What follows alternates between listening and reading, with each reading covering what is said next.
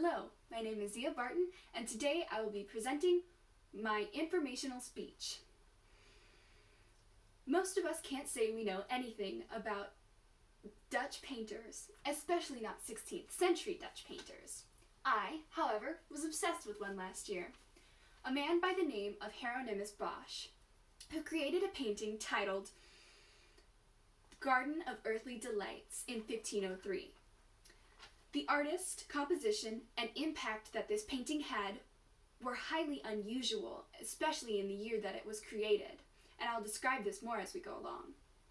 Hieronymus Bosch himself was an average man, though according to Joseph Kerner, in Bosch and Bruegel, From Enemy Painting to Everyday Life, published in 2016 in Washington, he was born in the year 1450. He lived 66 years and was accredited 25 paintings, though Carl Linfert mentions in Hieronymus Bosch, published in 1989, that he only signed 7 of the 25 accredited paintings. Larry Silver, in Hieronymus Bosch, published in 2006 in New York, mentions that he was born in a Dutch province, which is a shock considering how un-Dutch all of his paintings were, in a time when Dutch paintings were very easy to recognize. It was part of the reason why he became so famous. If you've never seen Netherlandic paintings, not to worry. They're pretty plain. A single cloth canvas highlighting a landscape in dull colors. That was what most of them looked like. Hieronymus Bosch, however, distanced himself fully from all of those things. He used what is known as a triptych, a 3-panel wooden canvas rather than a single cloth, and told a story on each panel. He also used bright, vivid colors rather than the dull grays and blues that most Dutch painters used back then. And the landscapes that he painted, you couldn't see outside your window. They were all fantastical and came from his mind. Garden of Earthly Delights is a perfect example of all 3 of these things, and he was commissioned by the church to make it.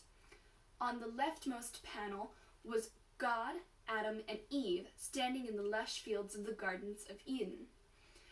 In the central panel was a depiction of Bosch's own heaven, full of people, animals, and oddly shaped buildings. And on the third and final panel was a horrifying depiction of hell, complete with tortured sinners and all of their sins subtly mentioned along with them. His impact was very strange as well, because most Dutch painters would travel to Europe and England especially to visit museums there and get inspiration from those painters. After Bosch died, however, he left behind an entire generation of painters who took after him and used his works for inspiration, rather than going to England and taking inspiration from there. One such man was Bruegel, and he created a painting that was far from his own normal style. Ethan Cavler, in Peter Bruegel, Parables of Order and Enterprise, published in 1999 in Cambridge, also mentioned that Bruegel took Bosch's idea of setting subtle messages of the sins of the people dying in his hellscape and used it in his own painting.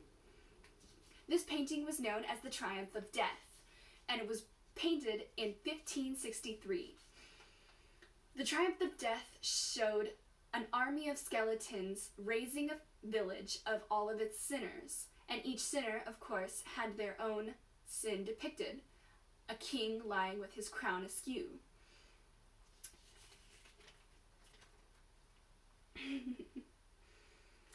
Bosch's step away from the norm, his use of colors, and, of course, his iconic triptych, are all reasons why copycats loved him, and all are reasons why he was so unique and his painting was so